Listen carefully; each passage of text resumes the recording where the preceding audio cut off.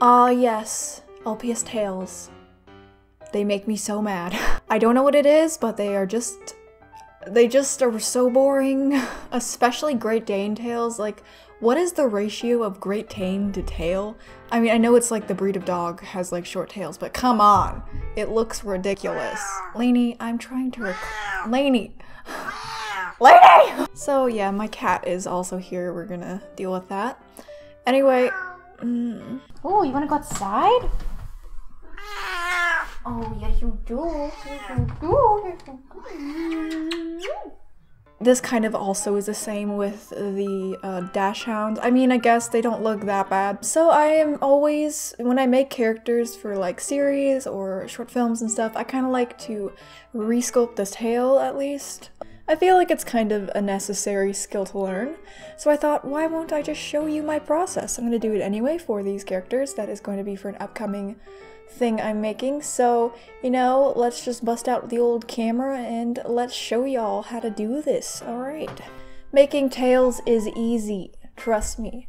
I mean, with me as your teacher, it's gonna be super easy. I got your back, we're gonna do this, it's gonna be great.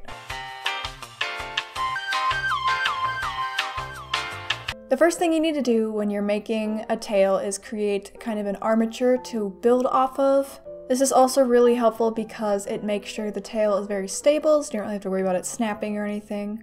And to do this, you're going to need some wire. So you could just get some store-bought wire from any craft store. I've got a variety, but honestly, I would recommend you using a paper clip. Paper clips are great. They're like perfect size. I use them all the time for LPS armatures. It's amazing. Don't overlook these guys, they are really good, and I mean, you can find them pretty much everywhere, and you probably have some around the house, so it's perfect. Then you're going to need a pair of pliers. You're also going to need a candle and some matches. So this is kind of this sort of technique I use to get the wire inside the LPS, which is just heating up the wire over an open flame from the candle, from the fire, and then just poking it into the LPS backside. Yes, that would be very painful if it was alive. I'm sorry LPS.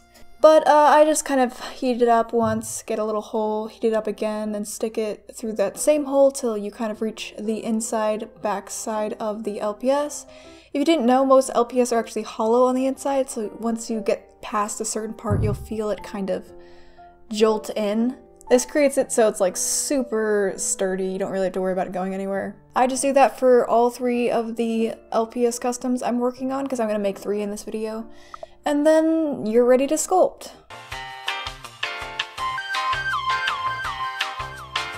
Sculpting is kind of just a technique thing again. You just have to do it a lot to be able to kind of get it down. Now, I actually use polymer clay for a lot of my customs. This is just to cut down on the drying time. I don't like waiting in between drying times for a lot of the other clays, but if you're a beginner, I would definitely recommend you getting Epoxy Sculpt or Kneaditite. They're great 2-part solutions that you mix together, they air dry, they cure for about, I think their curing time is like 8 through 24 hours or something like that. But they cure rock hard, they're perfect for beginners. I'll link those below if that's something you're interested in. I really wouldn't recommend polymer clay to beginners. It's tricky to work with, and you have to bake your LPS, so that's like a whole nother set of issues. So I would definitely not recommend polymer clay. I mean, you can try it if you want, but I wouldn't recommend it. So I just kind of I like to build a certain shape first before I actually sculpt more. So what I do is I build up kind of what I want the tail to look like, just like keeping everything pretty simple, just basically the basic shape of what I want the tail to look like. Depending on how fluffy you want the tail, or, you know, all like qualities of the tail, I don't really know. You just have to kind of keep in mind what you want and then build around it. For a general reference, keep the base layer pretty thin, because you can always add more, but you can't always add less. You could cut into the clay and stuff, but I don't know if that's really an option for stuff like Epoxy Sculpt that dries like a rock. For this step, I just make sure I'm keeping things pretty smooth. I don't actually worry about transitioning to the body as smoothly. I'm not like a really picky sculptor. I don't make sure everything's perfect. My style is kind of like mashed together, but once it's all done, it looks fine. I mean, I'm not like super clean cut, unless it's like a specific project, but I don't really worry too much about it. But if you want to, you can just like smooth out the clay to make sure it transitions really nicely. And then I just bake those. Those cure in about 10 minutes because I just baked them, and then I bring them back out, and now we got a perfect base to work off of. Look at that. So this is the part where I just start adding fur clumps. This is kind of just a technique I use of just pinching the clay in my hands and then kind of scraping it on with my hand. I have this little metal piece I use to help me sculpt. This is like the most useful thing I own. I literally need no other tools to sculpt. I just need this one thing, and it works for everything. I can smooth things out with it, I can poke things with it. It's perfect. So if you guys ever see like this type of tool, buy it. It's totally gonna be worth your money. This tool is amazing. This is literally all I need, so I just kind of scrape it on the tail. I keep things pretty, you know, loose, make things look fluffy. For these particular customs, they're gonna be kind of fluffier, so especially on the first two of the Chihuahua and the Dachshund head swap, they're a little bit more fluffy, so I'm adding a lot of different hairs, but for the third one, he's kind of just like a smoother, so I'm only adding hair at the very end. You literally could do anything you want here. You could make really tiny hairs and add a ton of them, or make really huge ones, kind of like me, and add just a few of them. It's all about style. If you take a little tool like I have, you can like define actual hairs in the plastic. What kind of helps is if you have some sort of reference you're looking off of.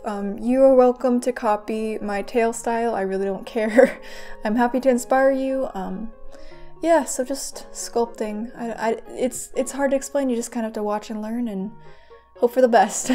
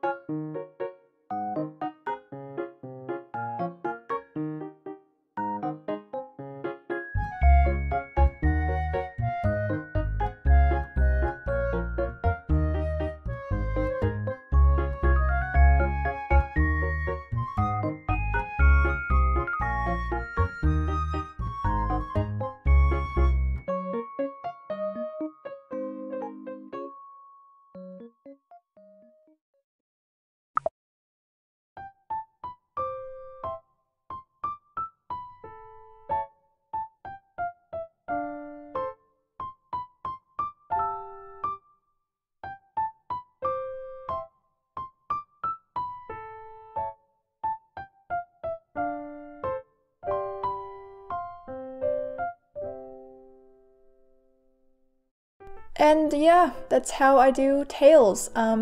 Surprisingly, I get this request a lot, so I wanted to do a tutorial on it.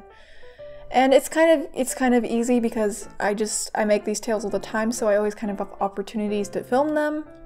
Anyway, I hope this was somewhat helpful to you guys who are new at sculpting. I think the whole wire technique is really useful to know, to have under your belt for sculpting. The paperclip wire idea, stroke of genius. I mean, I got it like a few years ago. It changed my life. So yeah, I hope this was helpful in some way. I don't even know. If you guys want more specific tutorials, I'm making customs all the time. I can just whip my camera out, just record a quick voiceover, and hand it to you. There you go. So thanks so much for watching. Have a great day. Happy customizing, my children. Have a wonderful life. I hope I inspired you. I hope you are making customs. It's really fun. You will love it.